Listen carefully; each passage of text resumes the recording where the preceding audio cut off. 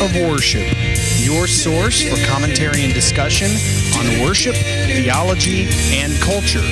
I'm your host, Dr. Jonathan Michael Jones.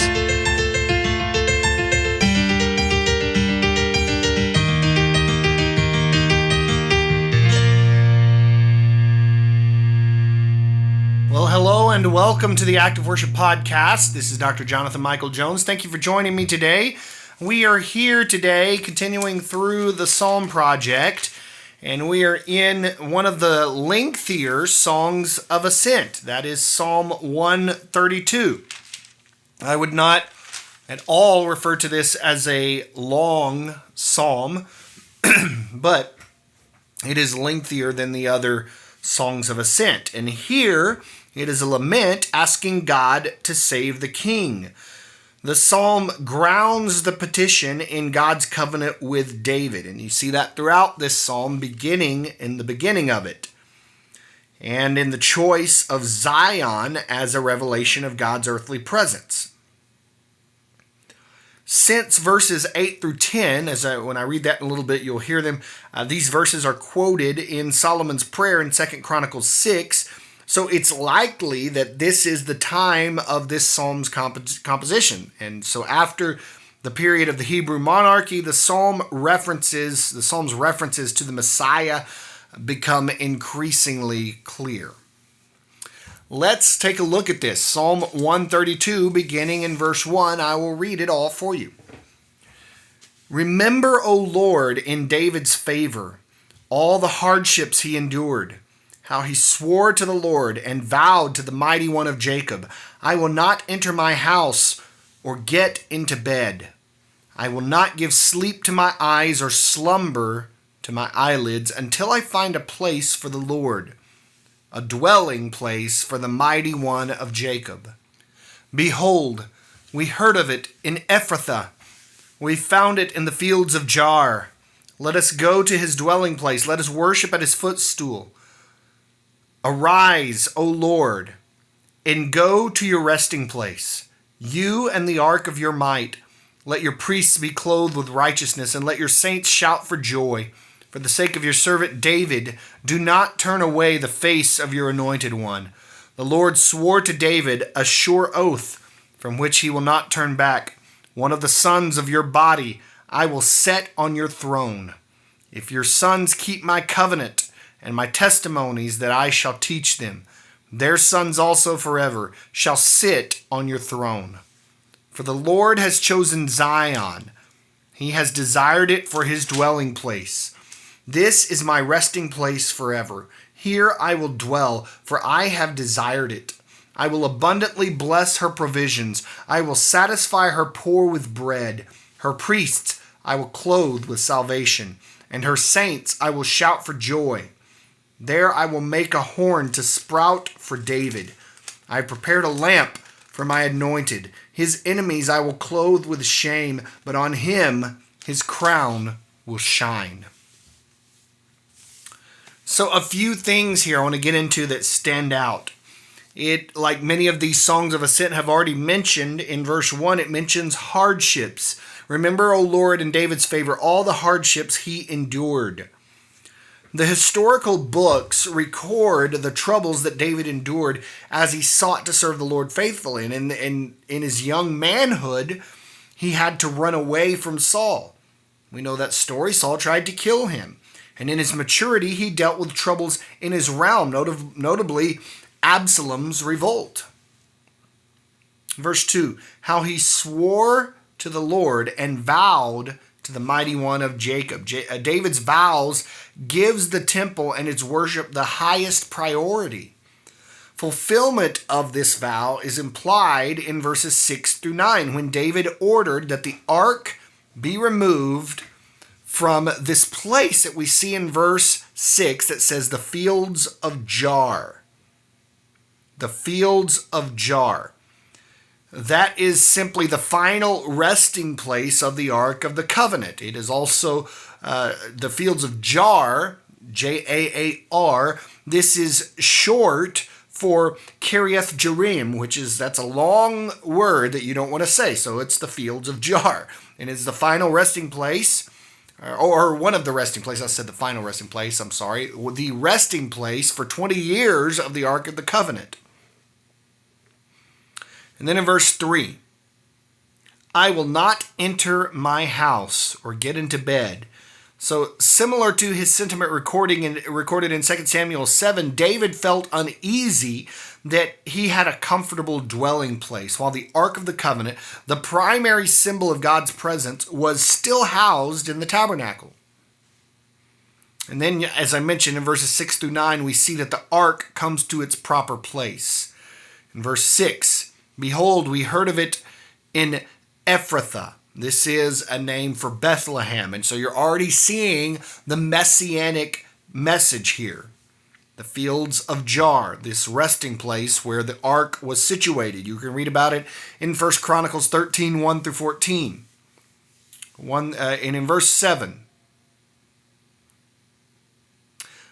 let us go to his dwelling place. Let us worship at his footstool.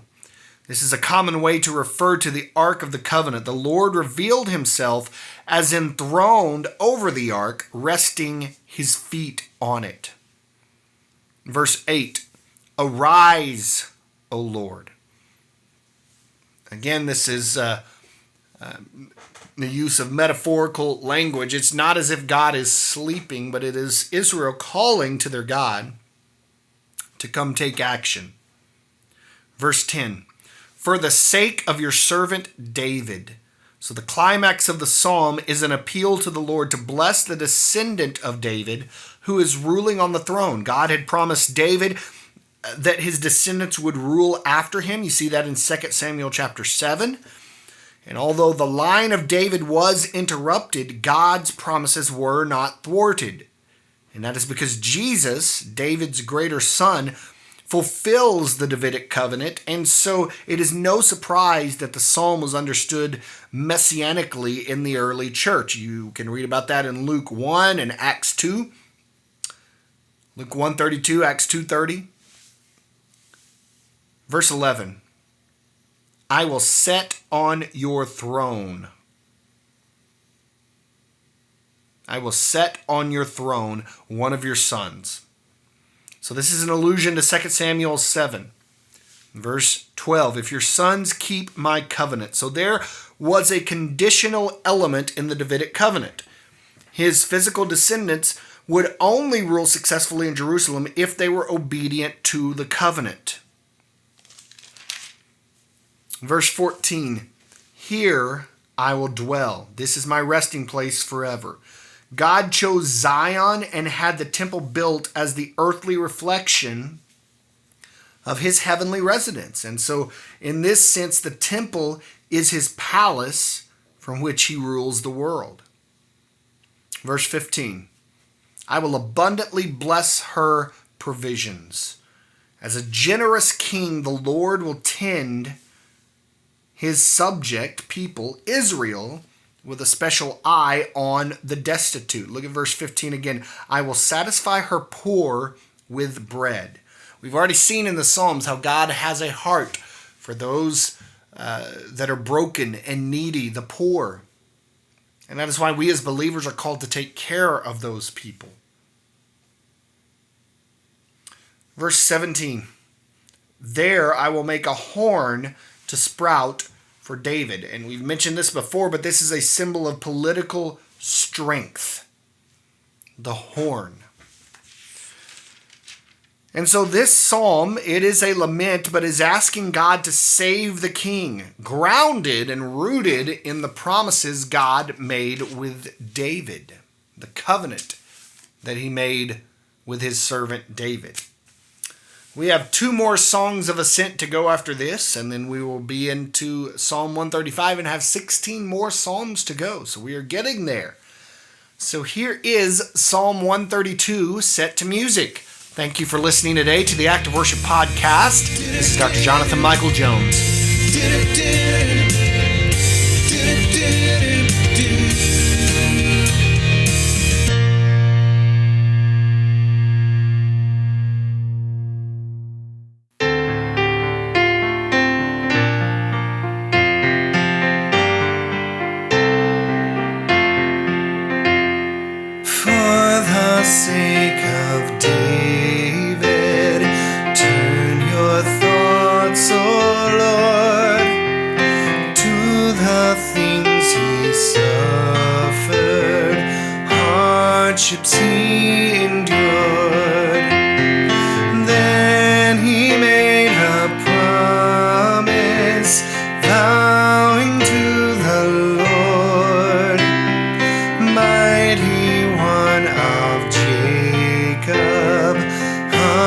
unto him he swore, my house I'll not enter, there I'll not repose, I'll not let my eyes sleep, nor my eyelids close, till I find a dwelling where the Lord would live, mighty one of Jacob, him a house I'll give.